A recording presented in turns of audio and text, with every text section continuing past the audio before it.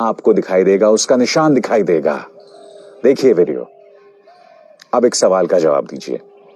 क्या पंजाब की झांकी में खालिस्तान का झंडा लगा हुआ था और वहां पे प्रधानमंत्री नरेंद्र मोदी भी मौजूद थे, तमाम मंत्री भी मौजूद थे, वहां पर अपने राष्ट्रपति भी मौजूद थे? आपको जो प्रचार तंत्र सिखाता है, कहता है, कृपया अपना दिमाग पहले लगाएं।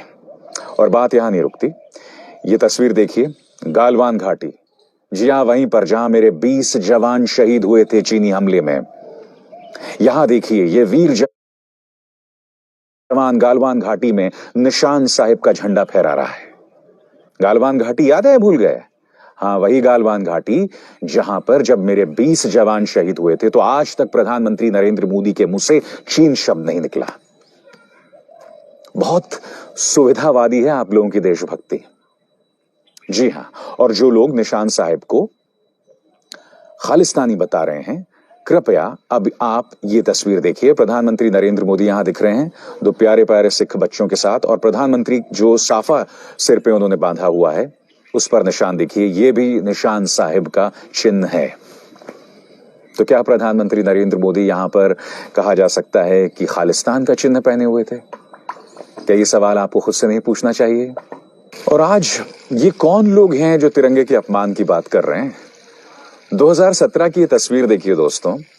यहां पर गाजियाबाद में योगी आदित्यनाथ की रैली होती है और आप इस तस्वीर में साफ तौर पर देख सकते हैं कि तिरंगे के ऊपर जो है, यहां पर आप देख सकते हैं, भारतीय जनता पार्टी का ध्वज है वो फहराया जा रहा है।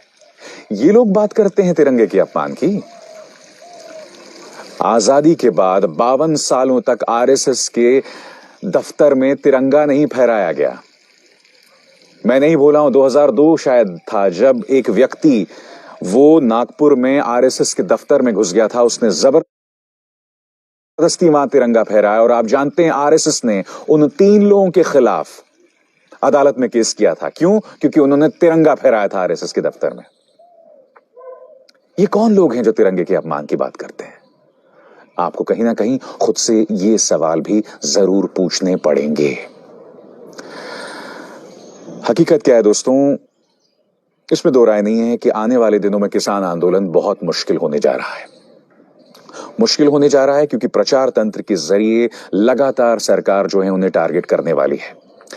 मगर अच्छी बात यह है कि उस प्रचार तंत्र की कोई विश्वसनीयता नहीं है। और जब मैं प्रचार तंत्र कह रहा हूं तो न सिर्फ मैं बीजेपी आईटी सेल की बात कर रहा हूं, बल्कि हमारे जो न्यूज चैनल्स हैं उनकी अब कोई विश्वसनीयता नहीं रही।